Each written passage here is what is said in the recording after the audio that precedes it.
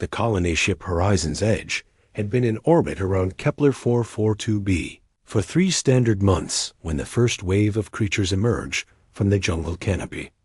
They came at dusk, bipedal things with chitinous armor and mandibles that clicked in disturbing harmony. The colonists called them screamers for the sound they made before attacking. Marcus Webb stood on the perimeter wall, watching the creatures gather in the dying light.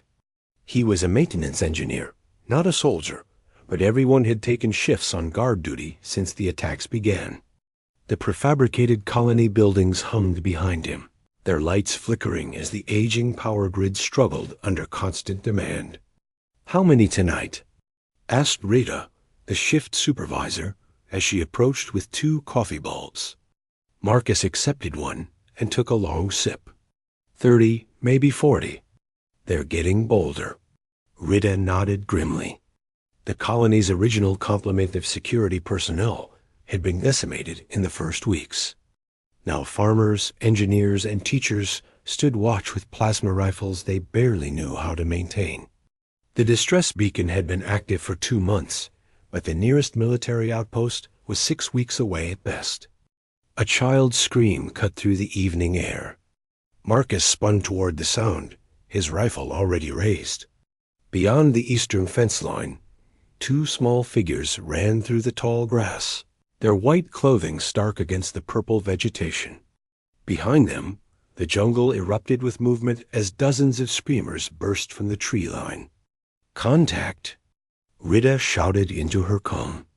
Eastern perimeter, multiple hostiles pursuing civilians.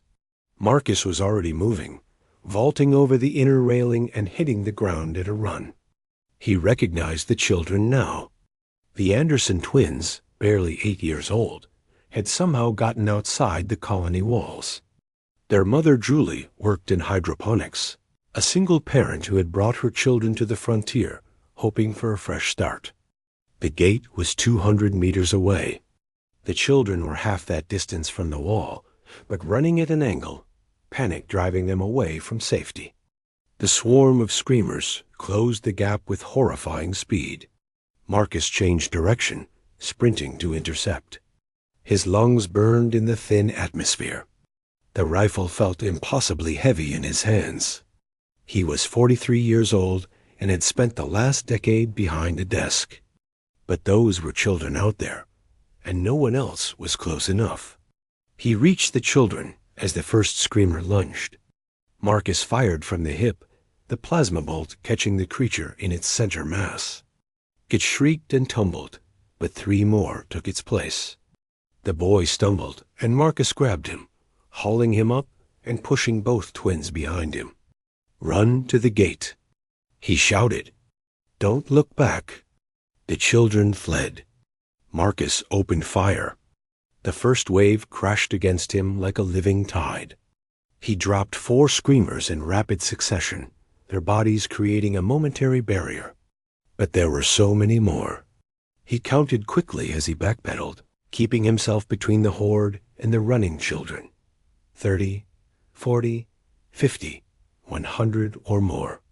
His rifle overheated, and he triggered the emergency coolant, buying himself 3 precious seconds. A screamer lunged, and he smashed it aside with the rifle stock. Another came from his left, and he fired point blank, the plasma blast scorching his arm even as it vaporized the creature's head. Marcus's earpiece crackled. "Webb, fall back. We're opening the gate." "Negative," he gasped, firing again. "The kids need more time." He could hear the twins crying as they ran. Could hear Julie Anderson's voice rising above the chaos, screaming her children's names. Could hear the gate mechanism grinding as desperate hands worked to open it faster. A screamer's claw caught his shoulder and tore through the envirosuit. Marcus roared and put a plasma bolt through its skull. His shoulder burned. Blood ran hot down his arm. He was going to die out here. The thought came with strange clarity. He had no illusions about fighting 100 monsters and surviving. But if he could buy the twins another 30 seconds, they would make it. That was enough. A new sound joined the cacophony. Heavy footsteps, multiple sets, and the distinctive whine of military-grade plasma weapons.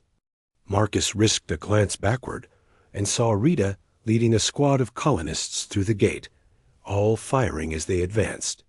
"Hold position," Rita shouted. Concentrated fire. The colonists formed a firing line. Plasma bolts lit the twilight like lightning. Screamers fell in waves, their advance finally broken. Marcus dropped to one knee, still firing, his rifle now running on reserve power.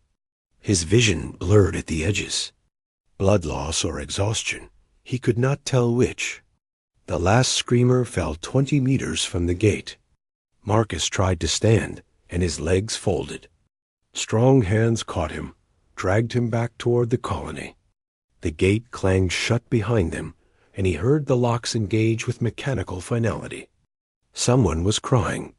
Multiple voices, overlapping. Marcus forced his eyes open and saw Julie Anderson on her knees, clutching her children. The twins were dirty and terrified, but unharmed. Julie looked up, and their eyes met across the compound yard. What Marcus saw in her face broke something deep in his chest. It was not simple gratitude. It was the raw, desperate relief of a mother who had been certain her children were dead. It was grief transformed at the last possible moment into joy. It was the knowledge that someone had been willing to die so her babies could live. Julie Anderson began to sob, great heaving cries that shook her entire body. The twins clung to her, adding their own tears. And Marcus, tough old Marcus who had not cried since his own father's funeral, felt his eyes burn with unexpected moisture. Rita helped him to the medical bay, while Julie continued to cry in the yard. The colony doctor, a veterinarian by training, cleaned and sealed his wounds with practiced efficiency. The shoulder was bad, but not critical. He would keep the arm. That was incredibly stupid, the doctor said, without looking up from his work. "I know," Marcus replied. "You're lucky you're not dead. I know." "You saved those kids?" Marcus said nothing. What was there to say? He had done what anyone would do, what anyone should do. He was not a hero. He was just a man who had been in the right place when children needed help. Later, after the painkillers kicked in, Marcus sat on his bunk and stared at the ceiling. The colony was quiet now, the screamers driven back for another night.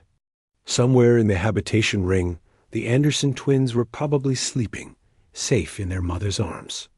Julie had tried to visit the medical bay, but the doctor had turned her away, insisting Marcus needed rest. Through the window, Marcus had seen her standing in the corridor, tears still streaming down her face, mouthing the words, "Thank you," over and over. He had nodded once, unable to speak past the lump in his throat. Now, in the darkness, Marcus thought about the look in her eyes.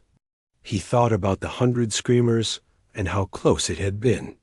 He thought about his own daughter back on Earth, grown now with children of her own, and how he had not spoken to her in 3 years because of some forgotten argument. Tomorrow, he decided, he would send a message. Life was too short, and the universe too dangerous to waste time on pride. The colony's lights dimmed for night cycle. Outside the walls, the jungle settled into its nocturnal rhythms. And somewhere in the darkness, a mother held her children and whispered prayers of gratitude for the man who had faced 100 monsters so they could live. Marcus closed his eyes, and for the first time in months, slept without nightmares.